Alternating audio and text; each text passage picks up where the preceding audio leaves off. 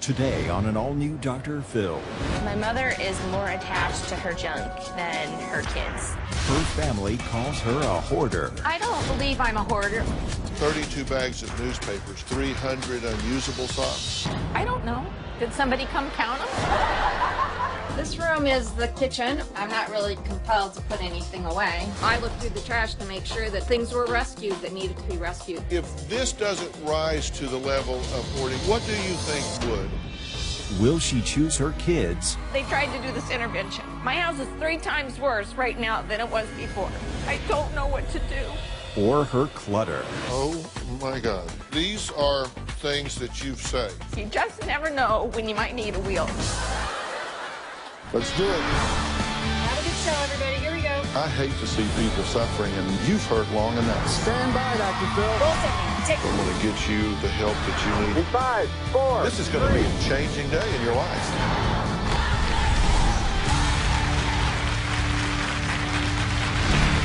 Okay, from the outside, this spacious, nearly 9,000 square foot Victorian home with its tree-lined brick pathways and perfectly manicured lawn looks like an ideal place to raise a large family. But do we really know what goes on behind closed doors? This is the inside. It is so full of clutter that my guest Pamela had to create pathways so she could navigate through her house. Pamela's kids came to the show today because they say they are sick and tired of their mother choosing what they call junk over them. Now, there's 2 sides to every story, and Pamela is adamant that she is not a hoarder despite the shape of her home. Now, if Pamela is unwilling to accept help, her kids say they are prepared to walk away from their mother once and for all. Take a look. Pam has collected so much stuff over years that the house is completely full.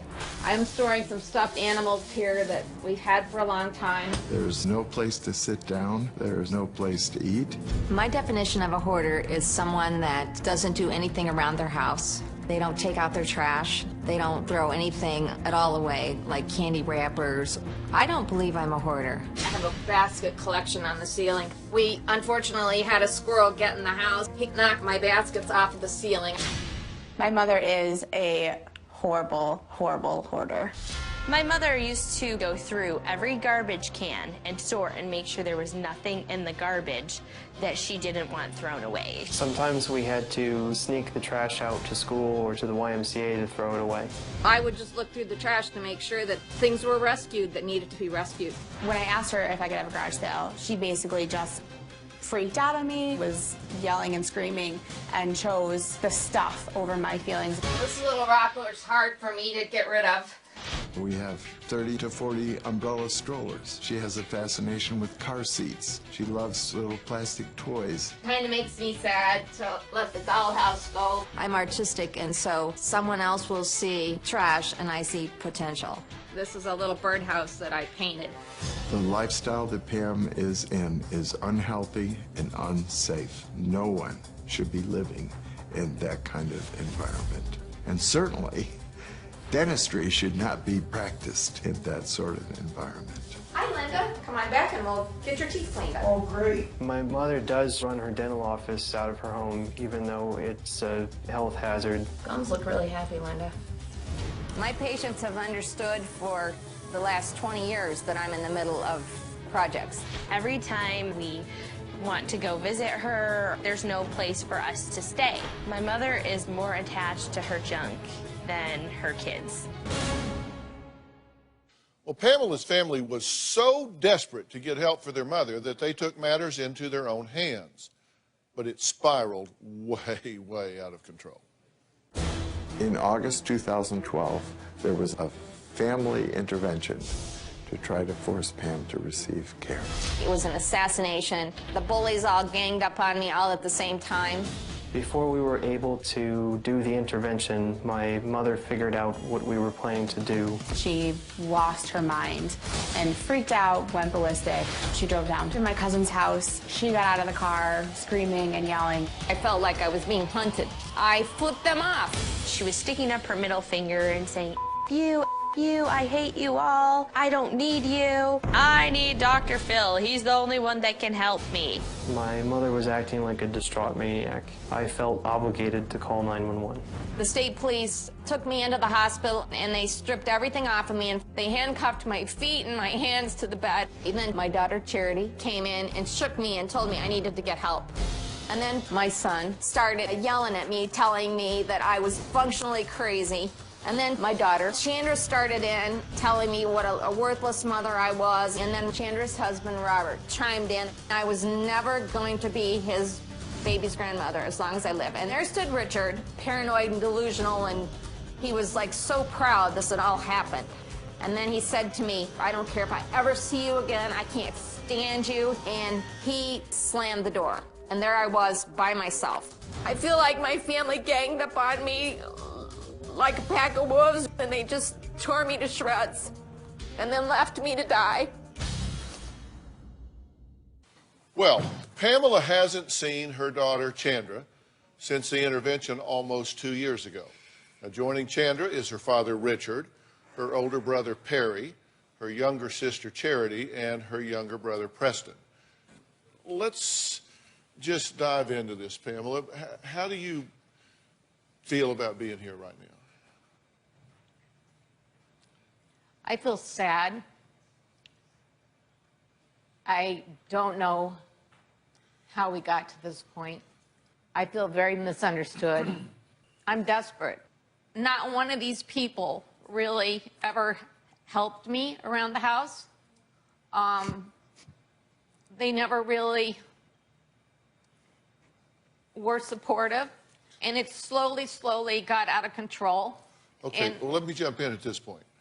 Now, what do you think my goal is today? What do you think you're going to get from me today? Well, Dr. Phil, I feel like our family's broken.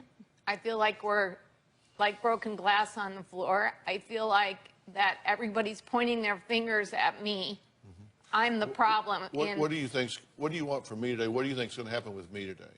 I need you to come up with, why is our family broken? I don't think it's just me. Do you think I know what I'm doing? Yes. Even though you may not agree with everything I have to say today, you're on record starting out saying that you think I know what I'm doing. So you can't change that later. Okay.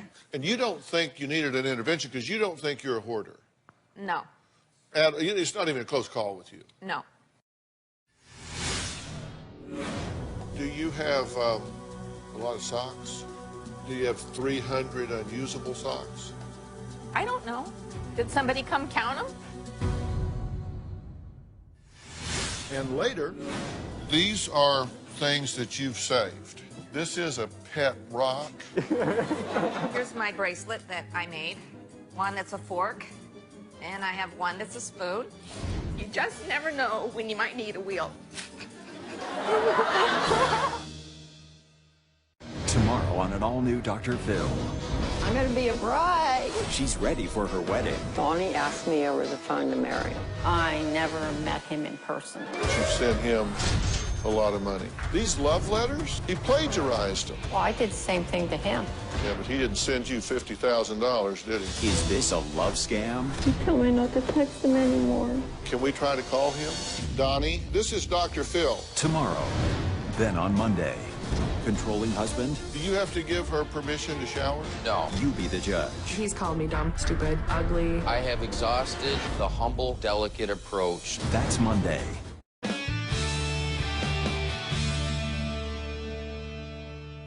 You know, let's take a look at some of the footage here. This is not what my den and living room look like. And tell me, if you were walking through someone else's house, if this is not evidence of hoarding, tell me what would be.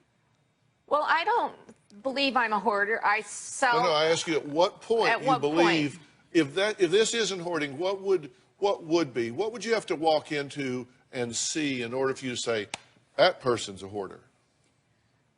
People that don't take out their trash, they would have paper cups and candy wrappers and junk all over the floors. And I mean, really trash. I take out my trash. I take out my recycling. I take out my compost.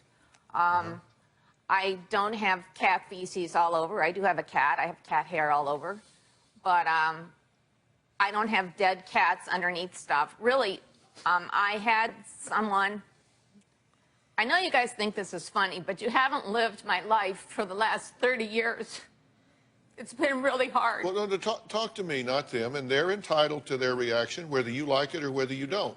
But you didn't come here to see them, you came here to see me. Right. And I think you and I are having an intelligent discussion, and I'm the least judgmental person you'll ever meet, so I promise you. So I'm just trying to find out so we can see what it is we agree on and what we disagree on, because we may not even disagree. So I'm just trying to figure out what you think hoarding is.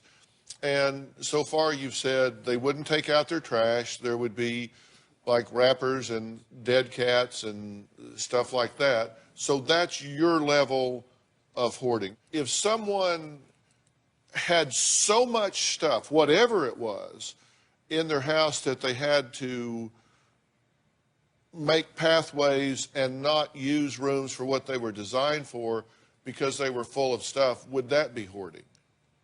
It depends. I mean, you might say that I don't use my... I'm not talking about you. It would depend. It would depend on what they had.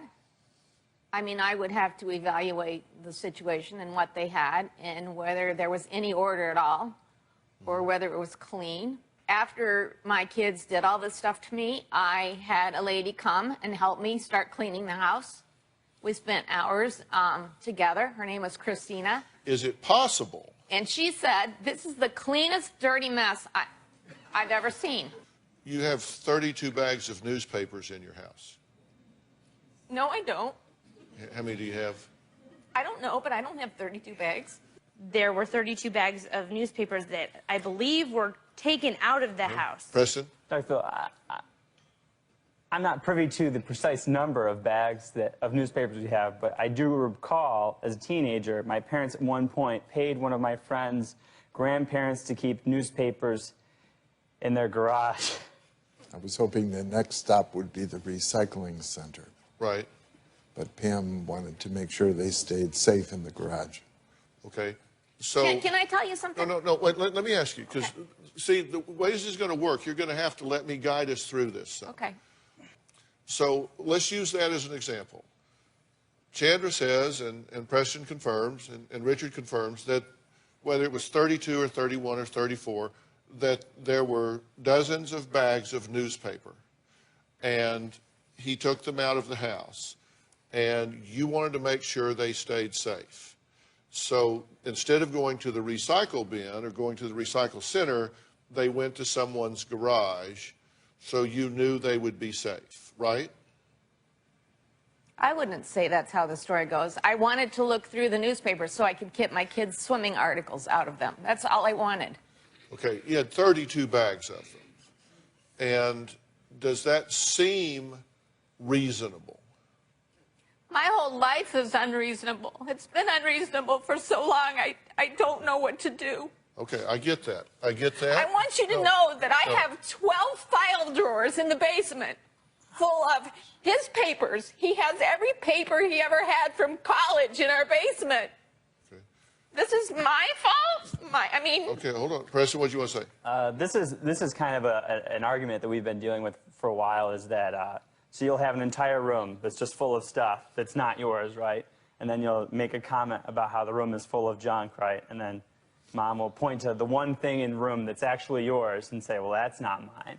Right. You know, and that becomes the defense for keeping stuff. And so.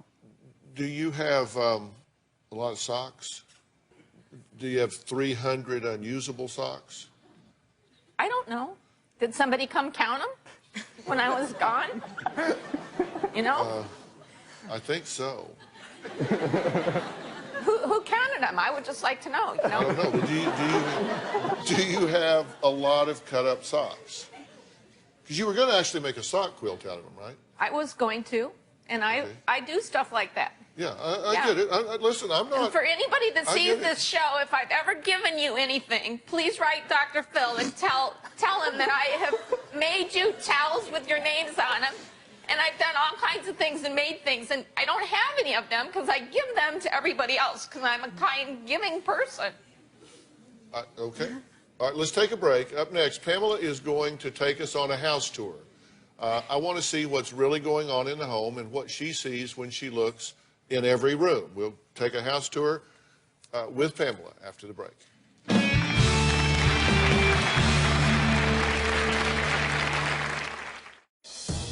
This room is the kitchen. I'm not really compelled to put anything away.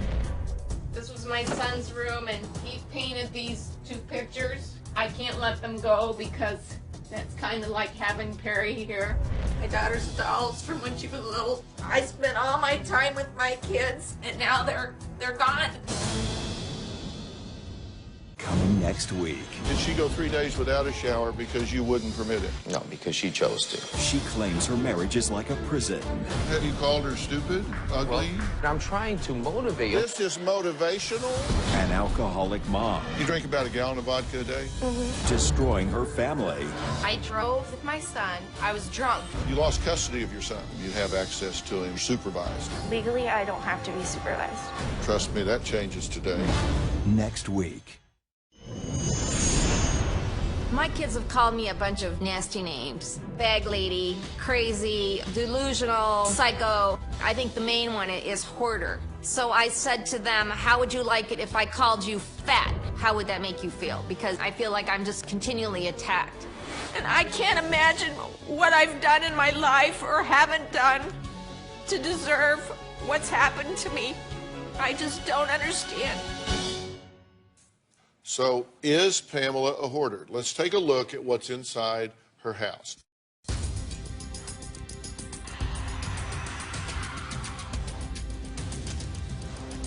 I live here by myself, so I know exactly how to get around. I do it in the dark.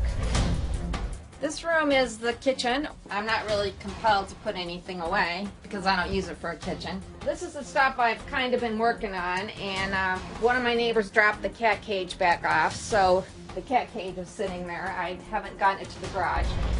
Tried to make you some more space. This is a room where I keep things that I'm willing to sell to people. This was my son's room, and he painted these 2 pictures, so I can't let them go because that's kind of like having Perry here.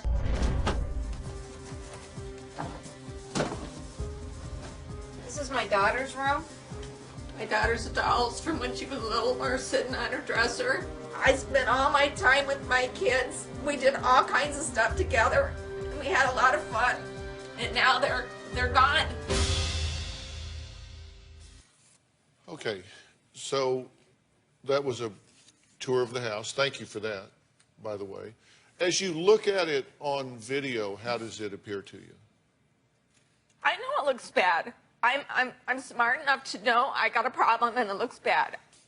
What is the problem? Do you have a tissue? Sure. I keep one in my pocket. Oh, no. And you may have that. Oh, no.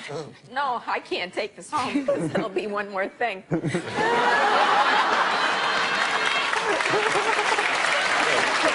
what you think that you said I know I have a problem, but what do you think it is? I think I'm overwhelmed. Okay. I'm lonely. I agree and I agree. So I'm 2 for 2 with you. I'm economically destitute. Okay, so you're broke. Anything else? I have a husband that lives down the street that tortures me emotionally. He's lied to me for years. So you have relationship problems. Now, I asked Pamela to go in any room of the house and bring some of the items that were lying around. Come over here with me so you can tell me, because I want to see where you place your values. Now, come around here. You don't need to wear gloves. It's Well, all clean. no, it's just a Except for the cat hair on the shirts. Yeah, well, I don't often get a chance to put on gloves. So I'm putting on my gloves. Because I don't know I what... wear those every day. These are things that you've saved. No, I want you to know that this young man right here... This is a pet rock. This young man right here made pet rocks. I have pet rocks all over the house. That's clean. What the hell is it? This is going to be a pillow cover. Is what? I'm going to cut the top off of this and use the bottom part to make a nice little pillow for my bed. That's the plan. Now, I want you to know, okay, I'm really more intelligent than I look. This here is aluminum foil, and it works great for cleaning wood and cleaning metal before you paint it. Oh, my God. Have you seen in this before? No. Oh. Well, this was just a jar that was happening to hang around the kitchen. It's a peanut butter jar, and I like to paint glass. So I thought I might paint that jar. What are these? Okay. I have been saving these for a long time. These are tags off of clothes and stuff, and I would like to make a collage and sew it. I want to design them into a wall hanging. I understand. What the hell is this? This is part of a little duck, and I actually thought I might make this little duck for Chandra's baby. You just never know when you might need a wheel.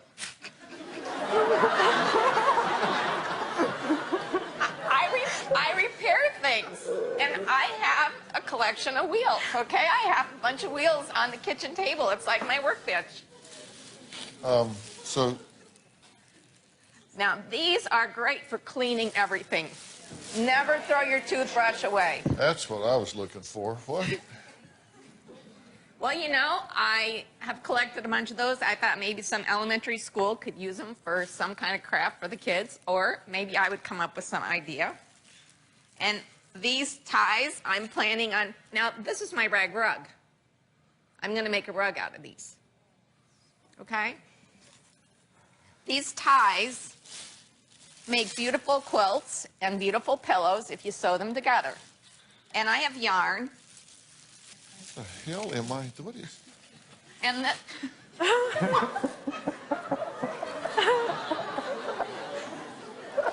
All right, now give me this. Just give me a minute. The rest of it's in here.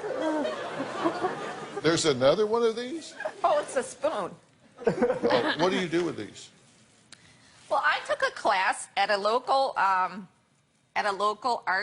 museum or an art place. Yeah. And we were taking old silverware and we were reconstructing them into bracelets and what do you call them? Chimes that hang from outside. And I actually have a bracelet in here. Here it is. Here's my bracelet that I made. I have one that's a fork.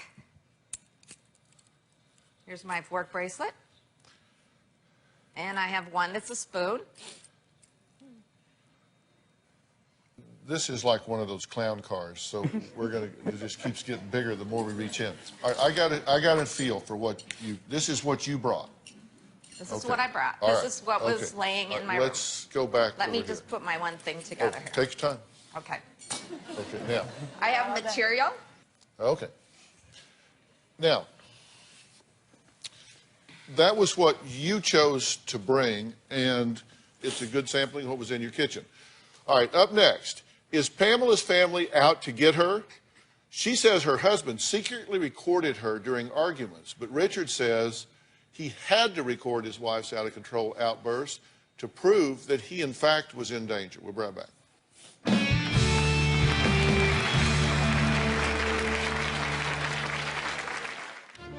When I get upset, Richard thinks that I'm going to hurt him. I'm so tired of being used! Help me, God! Pam has made me feel frightened for my life. I definitely believe that Richard and the kids use me as a scapegoat. Richard keeps tubs full of old telephones. I have Chandra's car sitting in the driveway, and when I tried to sell it, she said, oh, no, no.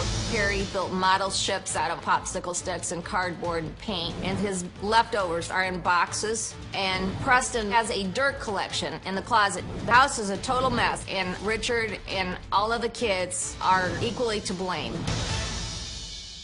Well, that was Pamela, who says she is sick of being blamed for the condition of her house.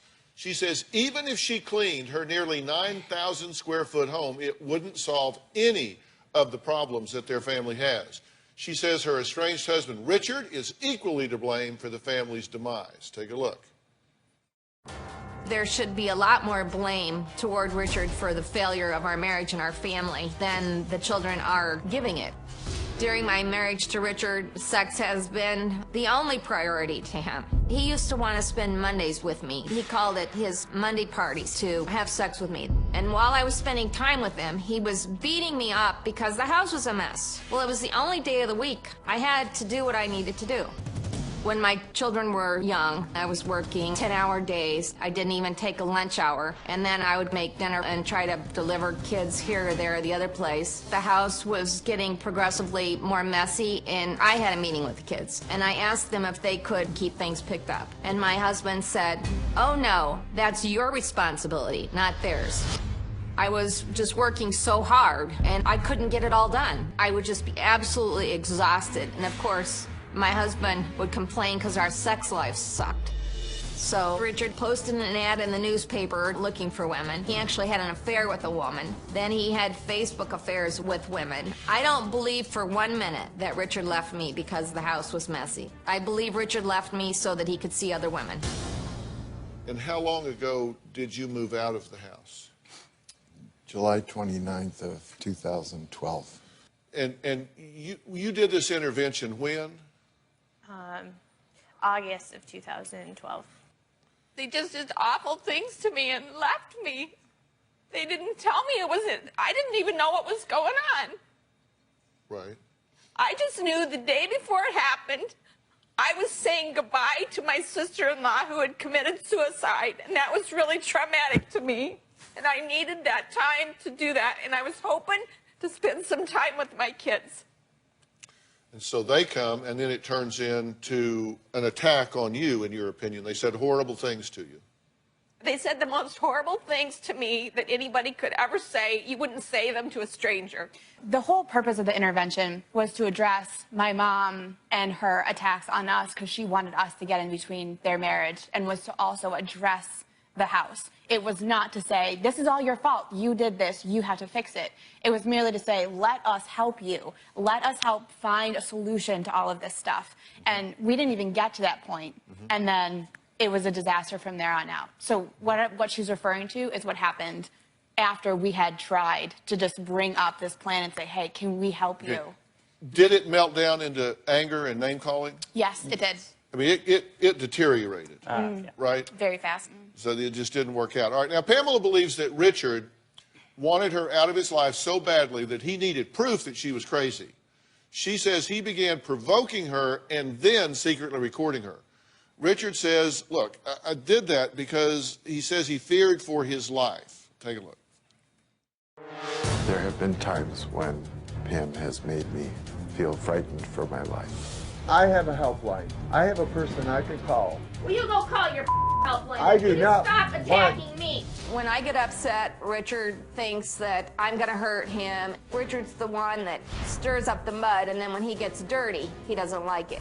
You have a problem. Yeah, I have you! I have you who are undermining me and treating me like Richard had a period of time when he put a tape recorder in his pocket. He would harass me until I just couldn't take it anymore. It was like having a 3-year-old kid that asked for a cookie the 110th time. I'm so tired of being used! Help me, God! I didn't do anything to you! This is very dangerous.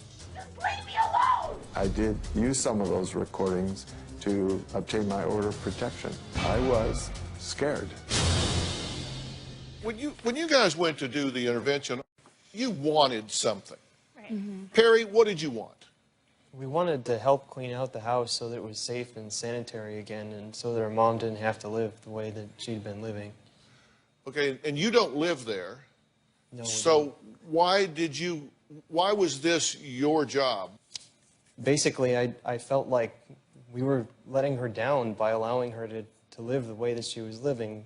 So you felt like you were letting her down? Yes. What did you want? Out of the intervention? Yes. Basically, it was proactive crisis management. It was like preventive crisis management, right? The idea was we're all in one place at one time.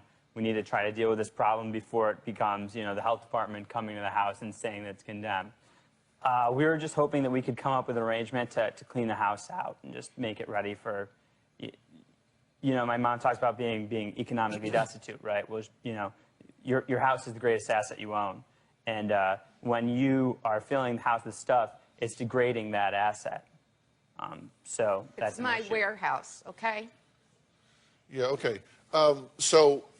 But your point was you wanted to help her. Yes. And the gold standard outcome, the home run for you guys would have been if she said, all right, back up some trucks, let's clean her out, and, you know, paint, fresh carpet, and we'll start from scratch. That would have been the home run, right? Yes. Okay, that was not going to happen. Okay. All right, coming up, Pamela says an incident over 20 years ago pushed her over the edge and was the reason she began to collect. We won't believe who Pamela says started this entire mess when we come back.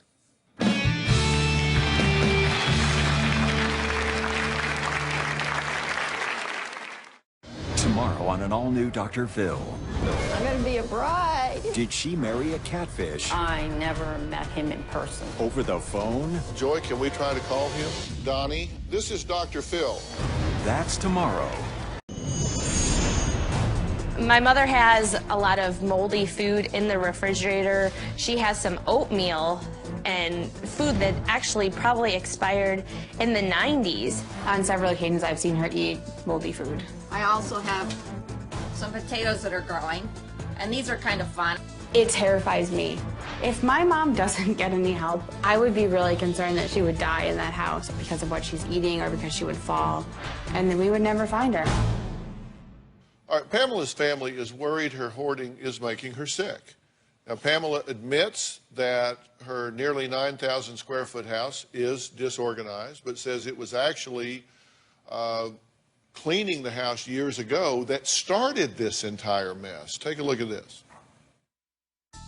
Back in 1991, Pam was hospitalized. She had to live away from the house for about a month. I had a nervous breakdown from just being overwhelmed. The people from my church were supposed to come over and help me take care of my children. And they went through all my drawers. They packed up things and took them up to the attic. They actually took a lot of our clothes and organized them in bins. So they weren't actually getting rid of anything.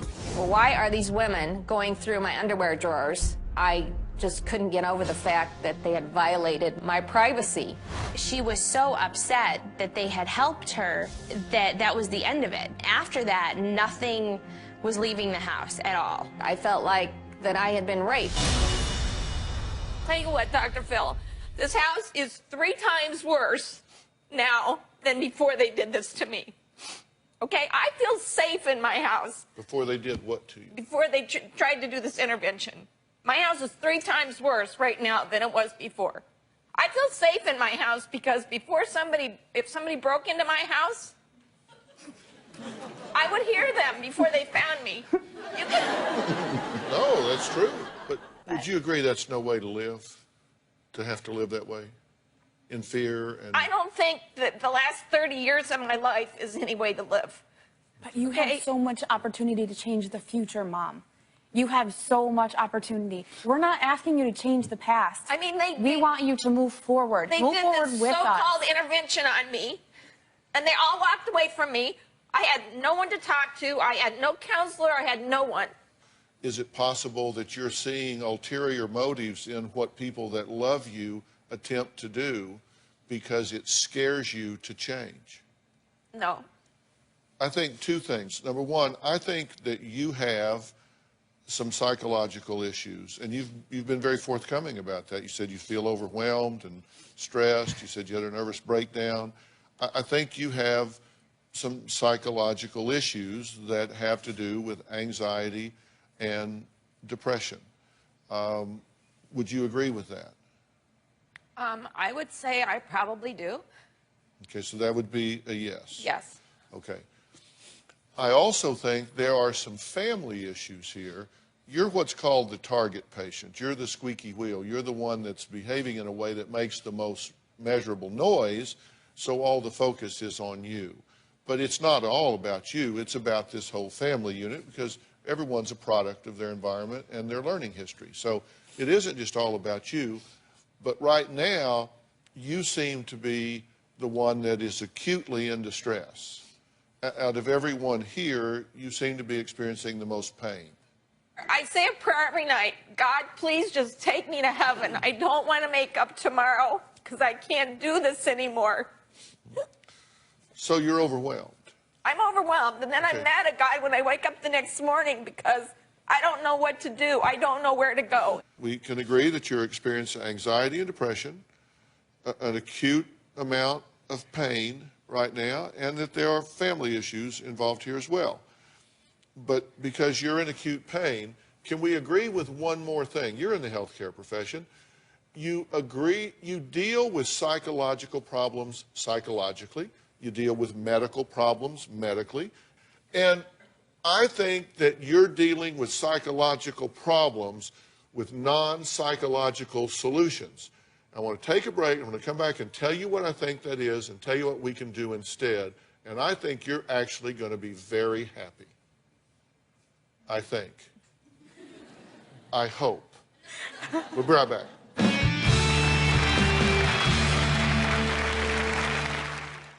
Struggling through tough times? Visit drphil.com for 11 seasons of advice on parenting, relationships, finances, and more. Plus, you can share your stories and find support in the Dr. Phil community. If you want more, you have to require more from yourself. So log on to drphil.com and get started today. I didn't know I had a brain injury until about 3 or 4 years ago. The brain injury happened when I was 16. I was at a county fair and I got kicked in the head by a cow. I don't believe my brain injury has anything to do with the fact that I like to collect things and fix them. And I have lots of things lying around that need a little paint.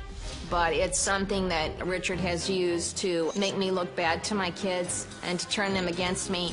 My dad uses my mother's traumatic brain injury as an excuse. When I bring up something, well, she got kicked in the head by a cow when she was 16. My dad uses the brain injury as a cop-out. Okay, Pamela's kids say their dad blames an accident 40 years ago on their mom's current problems. And I'm not even going to ask you if you do or you don't, because it really doesn't matter, because that was then and this is now. Sometimes when people are experiencing a feeling of being overwhelmed, when they're experiencing particularly anxiety, they get the feeling that if they can control something in their external world, that gives them a sense of peace for just even a moment inside. Is it possible that you have developed this habit as a way of trying to control your anxiety, depression, and overwhelming feelings of stress? Is that even remotely possible, even 1% possible? It might be at this point, but when my kids were little, Okay, listen. I've done this since they were little. I understand. I've been listening for a long time. Things often start for one reason and then continue for another. And all I'm asking you to do, I'm not asking you to go home and throw away one part sock. I'm not asking you to go home and throw away one newspaper, but I'm going to ask you to do this. Let me arrange as our gift to you to have a careful and thorough evaluation of you done mentally, emotionally, physically, hormonally, neurologically, every possible way. Because I think this, I think if you let me give you some new skills for handling your anxiety, your depression, and your overwhelming feeling of stress, you won't need all of that stuff. I just want to calm all of that down, and then we'll talk about the stuff. I don't want to talk about the stuff right now. I don't want to take your stuff away from you. Would you examine his brain, too? Well, I might. But right now, I'm being selfish on your behalf. Right now. Because you can't have a brain, and you can't have a brain like him and hurt your wife like he's hurt me. Okay, look, just for argument's sake, let's just decide he's a complete okay? Thank you so much. I've been waiting my whole life for that. I said just for argument's sake. But right now, I'm just wanting to be selfish in your behalf. Let me help you, because I think in a very short period of time, your life is going to look a good deal better to you. But I think to do that, we got to get the blood to stop rushing in your ears. We got to get the anxiety storm to stop. We got to get the depression to lift. And that's what I want to help you with. Will you accept that gift from me? I don't want anything in return. I don't want you to do anything with them. Don't you do anything with him. Just let me do this. And it's not like I'm ignoring all the family issues. You're the one that's in acute pain. Let me address that first for you. Okay? And then you and I are in this together. Will you do that? I want to send you to the P&P Center in Dallas, Texas to find out what's going on, and we're going to start neurologically. And I think the world's going to look a whole lot better. Can y'all be supportive of this? Okay? All right. We'll be right back.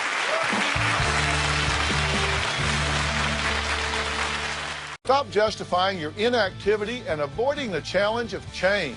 For help getting started, go to drphil.com for 11 seasons of advice, articles, and exclusive videos you won't find anywhere else. Plus, sign up for the Dr. Phil community to share your story and find support from others, all on drphil.com. Well, I want to thank all of my guests today, and a special thanks to Lisa DeVoe, president and founder of Completely Organized. Lisa is a certified professional organizer who offers on-site consulting with her team of professionals. She teaches clients proven methods of organization and develops customized solutions for organization to reduce stress and increase productivity. Lisa has graciously offered her services to Pamela to clean out her house. I also want to thank our medical team at Doctor On Demand for assisting some of my team in preparation for the show.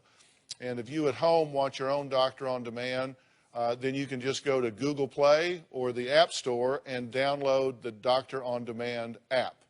It's something that Jay and I have worked on for a couple of years. We're really proud of it. We'll see you next time. Thanks.